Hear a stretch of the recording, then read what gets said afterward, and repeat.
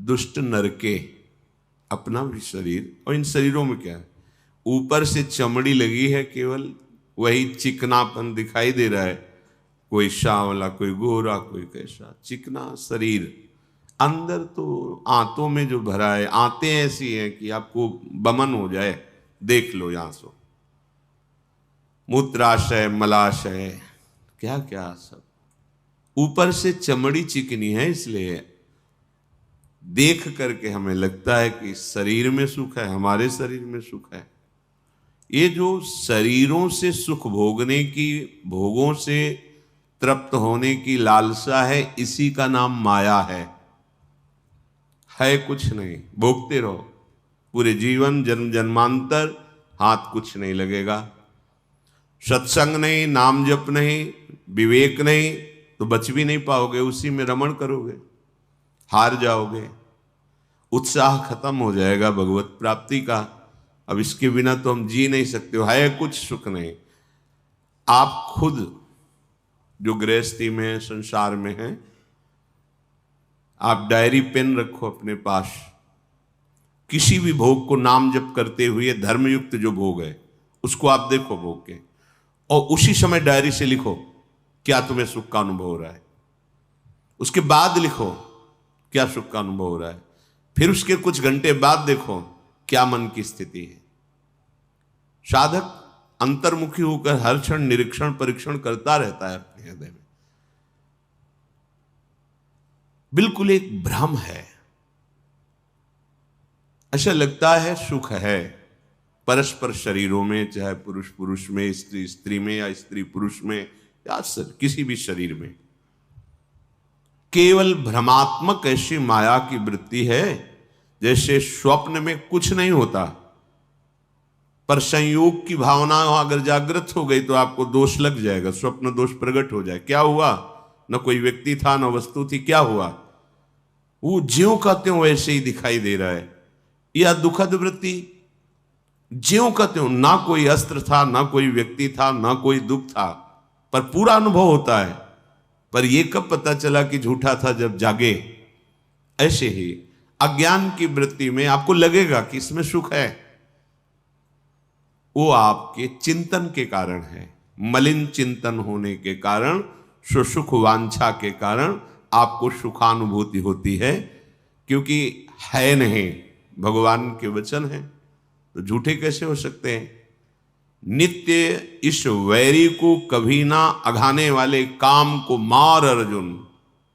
ये ज्ञान, परमानंद, प्रेम, भक्ति इसमें बहुत बाधक है, क्योंकि इसमें सुख नहीं है। श्रीमद् भागवत में बड़े बड़े राज ऋषियों का, चक्रवर्ती सम्राटों का वर्णन आया है, फिर उनके अनुभवों का वर्णन दिया है श्री सुखदेव जी ने।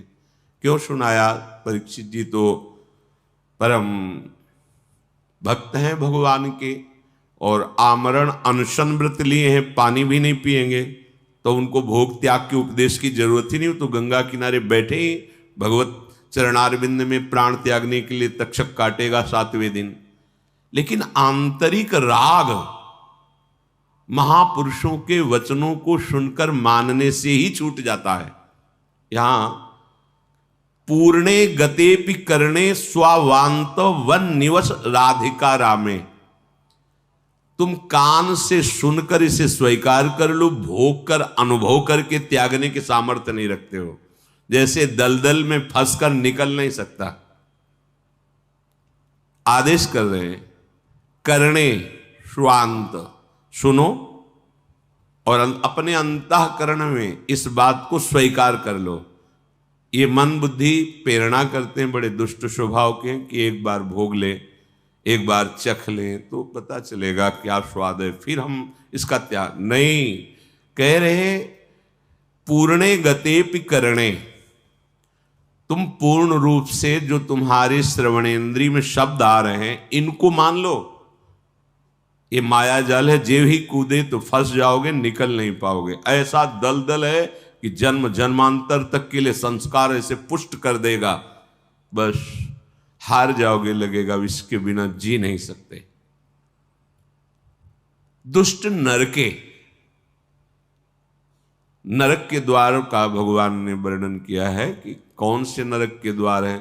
तो कहा त्रिविधम नरकस्येदम द्वारम नाशन मात्मनः कामः क्रोधः तथा लोभः तस्मात् देत्रयम् त्यजेत्।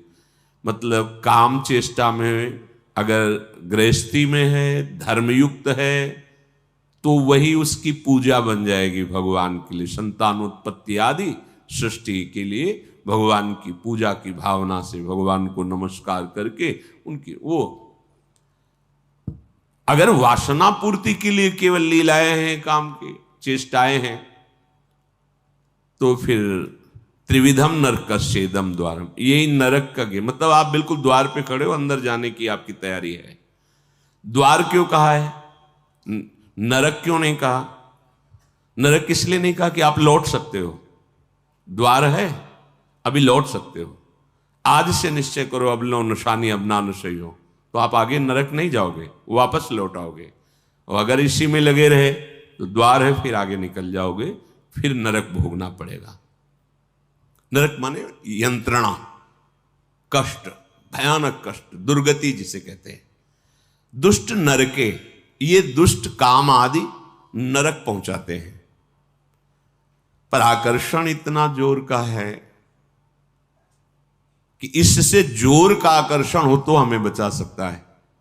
वो प्रभु के नाम में है। आपको अभी निरंतर जो नहीं भजन हो रहा, स्वाद नहीं मिला, इसलिए नहीं, अंतःकरण की ऐसी स्थिति हो जाती है, इच्छा ही खत्म हो जाती है। हम कह रहे हैं तो उस बात को समझो। अगर आपका नाम जब चल रहा है, आप किसी भी भोग को धर्मयुक्त जो हो, और आप फिर उसका अनुभव लिखिए, और जब आपकी कामना हो तो उस अनुभव को पढ़िए कि ये अनुभव हुआ था। अब तेरी बात मानने वाले नहीं। नाम जब करते हुए इसलिए कह रहे हैं कि साक्षी नाम रहेगा, उसके प्रकाश में आप देख पाओगे। नहीं, अज्ञान में तो देखो ना, गंदे पेय पदार्थ पिए, नाली में पड़े हैं, ऐसे पड़े हैं, फिर भी अपने को सुखी मान रहे हैं। निकृष्ट दशाओं को प्राप्त है, फिर भी अपने को सुखी मान रहे हैं। वो भ्रमात्मक बुद्धि जब तक है, वो निर्णय नहीं। नाम जब क्या करता है, नाम जपत आई सब सोही, देव सुबुद्धि कृपा करि मोहि, पोई सुगुन माला रचो, नित्य सुकंठ जो पहिरो तास, जस बरनो हरिवंश विलास, श्री हरिवंश गाय हो। जिसकी नाम की माला चल रही है तो क्या होता है, सुबुद्धि, सुंदर बुद्धि हो जाती है। आई सब सोही, जितने भी भागवतिक सद्गुण सब उसके हृदय में प्रकाशित हो जाते हैं जो नाम जप करता है, तब उसका निर्णय ठीक होने लगता है। विमूत्र श्लेष्म पूजाद्य, इस शरीर में क्या है, विष्ठा भरा है, मूत्र है, बड़ी घृणित वस्तुएं हैं। तो इस नारकी चेष्टा से जब उठोगे तभी तो प्रेम रस का स्वाद मिलेगा। इसके लिए आकर्षण क्यों? आपका लक्ष्य भगवत प्राप्ति। अगर इसमें सुख होता तो बड़े बड़े, जैसे पुररवा जी ने उर्वशी जी का साथ लिया, अंततो गत्वा उनकी दशा हुई कि पागल हो गए उर्वशी जी में। फिर भगवत प्रेरणा से उर्वशी जी आई और उन्होंने कहा तुम्हारी दुर्दशा तुम्हारे काम ने की है। बड़े कठोर शब्दों से जब उपदेश किया तो उनको चेतना जागृत हुई, तब उन्होंने कहा धिक्कार है मुझको, मैं अपने को चक्रवर्ती सम्राट समझता हूं पर विषयों के अधीन हूं। जो वैराग्य उनके हृदय में प्रकट हुआ कठोर व्यवहार से।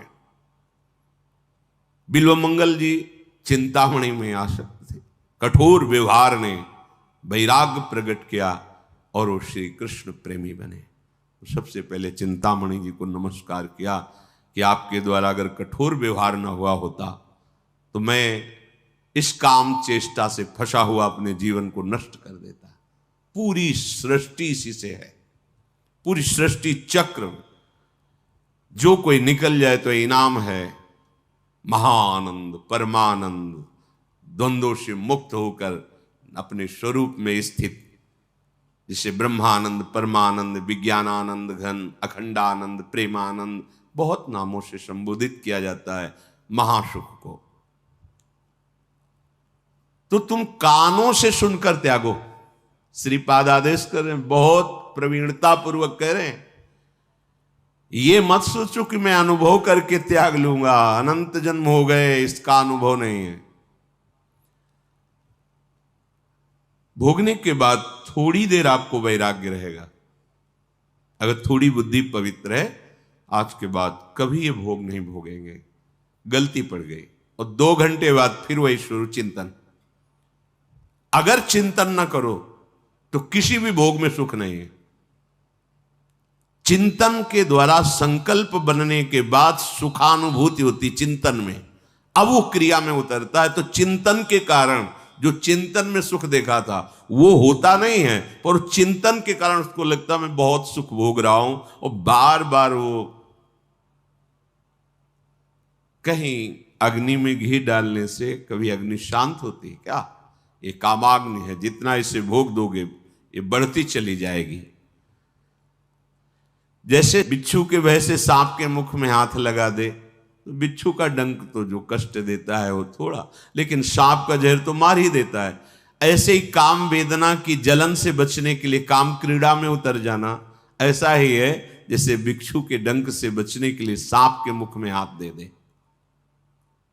श्रीपाद कह रहे, ये देखो अध्यात्म है, क्यों म्यों का यानी सीधे स्वीकार करने वाली बात है।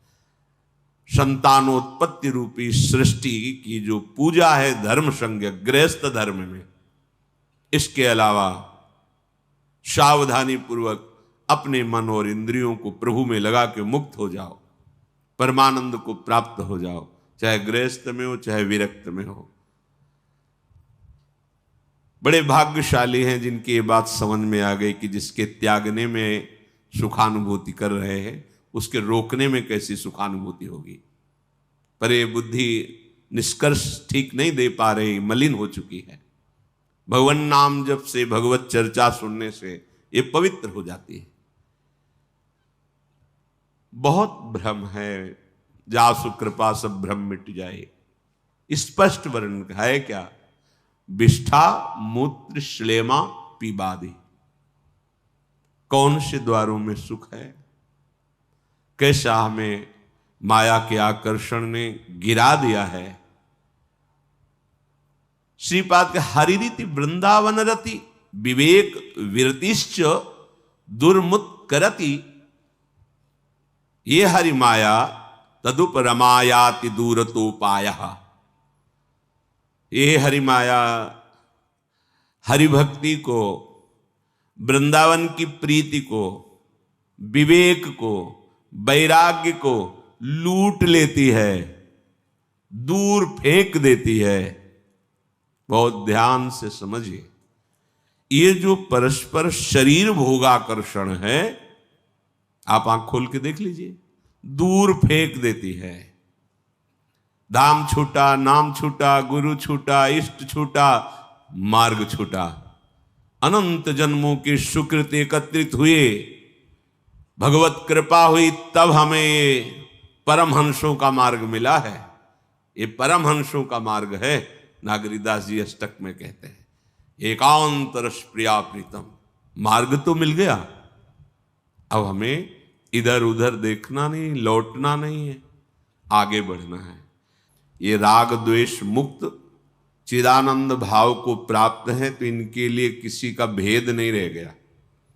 स्त्री पुरुष, उत्तम अधम, ये तो द्वंद्वातीत अवस्था को प्राप्त महापुरुष हैं।